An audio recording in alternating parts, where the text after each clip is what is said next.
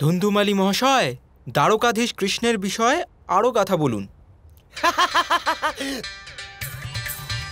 তো শোনো যুবরাজ উত্তর। দুষ্টু মতি বালক শ্যাম কি দুরন্তপনা বনোয়ারির সে, মাখন চুরি বস্ত্র চুরি চিত্ত হরণ করে নরনারীর সে।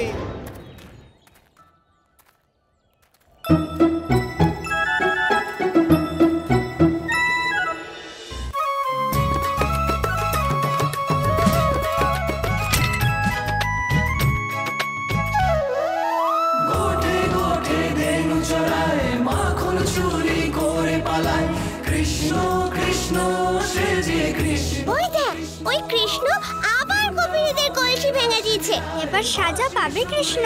কাল স্নানের সময় আমাদের বস্ত্রও চুরি করেছিল। চলো চলো।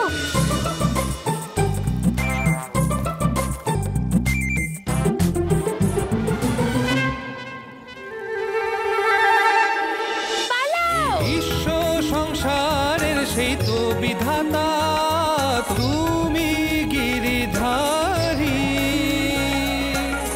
সমগ্র আর্যাবর্তে ধানের 1/4 কর দেওয়ার রেওয়াজ রয়েছে, কিন্তু কংস আমাদের থেকে অর্ধেক দাবি করে। অধিক দিন পর্যন্ত আমরা এই অন্যায় সহ্য করব না। শীঘ্রই কংসের বধ হবে। কে করবে তাকে বধ? কেউ না কেউ তো অবশ্যই আসবে বিনায়ক, অবশ্যই আসবে, বিশ্বাস রাখো। আর্য, কংসের বধ যখন হওয়ার হবে, তার পূর্বেই কংস আমাদের সবাইকে বধ করে দেবে। তুমি এরূপ কি হেতু বলছো যশোদা? যখনই গায়ের এই স্ত্রীলোকেরা দুধ মাখন আর ঘি নিয়ে খাজনা দিতে যায়, কৃষ্ণ আর তার সঙ্গীরা এদের কলসি ভেঙে দেয়।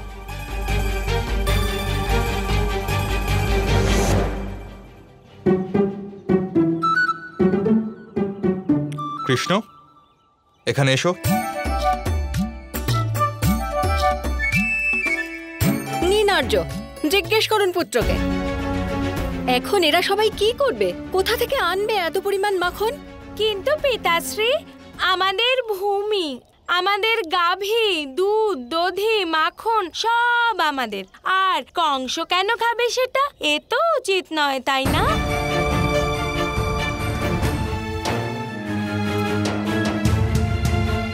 যথার্থই বলেছ পুত্র, কিন্তু আমরা শক্তিহীন। অধিক নির্বল হওয়া অপেক্ষা উত্তম হবে যদি কিছু সময়ের জন্য অন্য স্থানে গিয়ে বাস করি। আমরা বৃন্দাবনে গিয়ে বাস করতে পারি, কিন্তু বৃন্দাবন যাওয়ার জন্য আমাদের যমুনা পার করতে হবে। তা কি প্রকারে করব? পাশে সরোবরে কালিয়নাগ বাস করে, আর সে যমুনার উপরে অধিকার স্থাপন করে ফেলেছে। সে কাউকে যমুনা পার করতে দেয় না।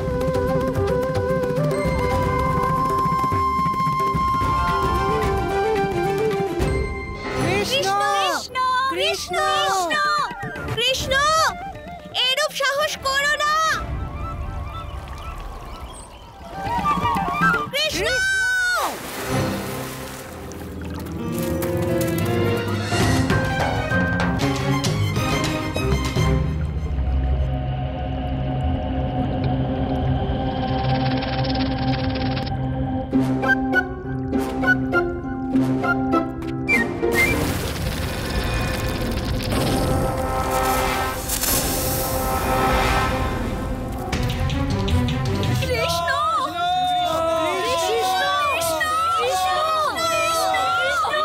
মূর্খ বালক, কালীয় নাগের সরোবরে প্রবেশ করার সাহস কিভাবে করলে তুমি?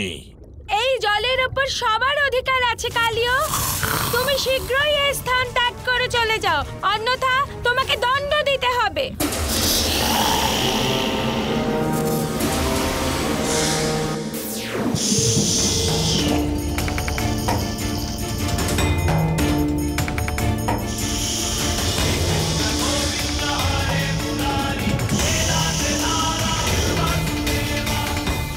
আমাকে ক্ষমা করো কৃষ্ণ, আমায় বধ করো না। আমি তোমার আদেশ পালন করব। এখন তোমার মস্তকের ওপর আমার পদচিহ্ন আছে, আর সেটা তোমাকে সর্বস্থানে সুরক্ষিত রাখবে।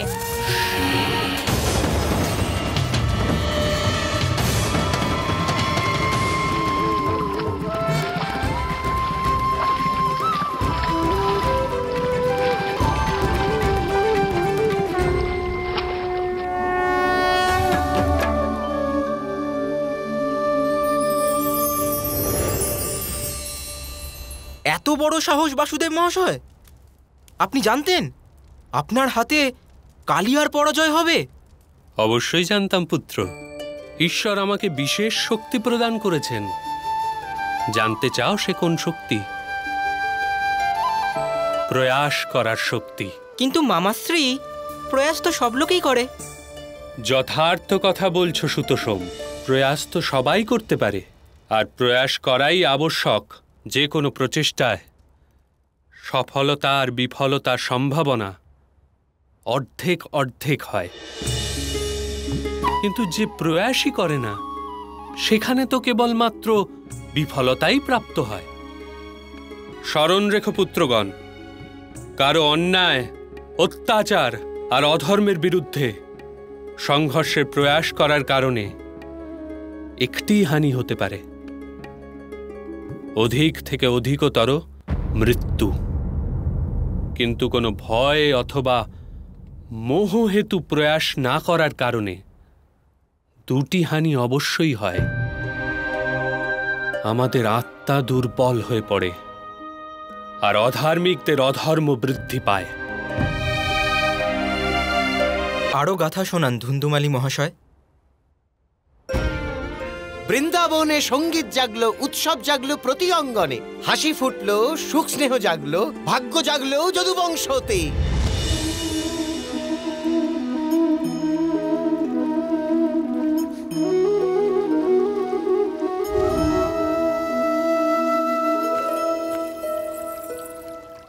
ব্রজবিহারী, এখনো রাসলীলা আরম্ভ করনি? যখন রাধা থাকে তখনই তো রাসলীলা হয়।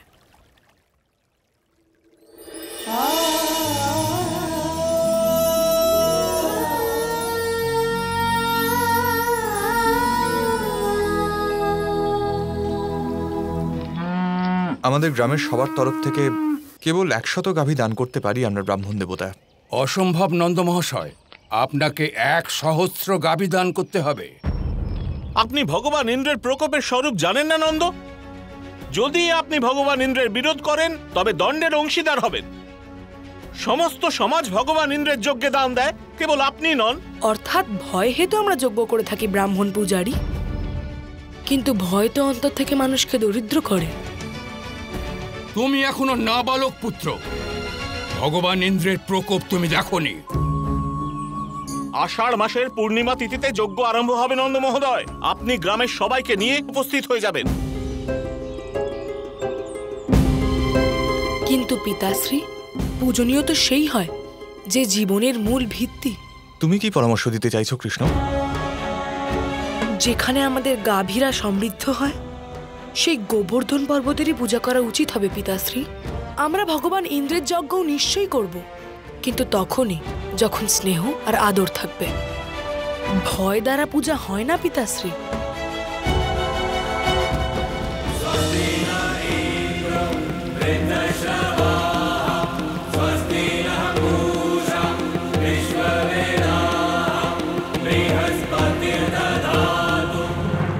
নন্দ মহাশয়, আপনি বালকদের কথা শুনে প্রচলিত রীতি ভঙ্গ করার সাহস করেছেন। এবার ভগবান ইন্দ্রের কোপ পড়লে কে রক্ষা করবে?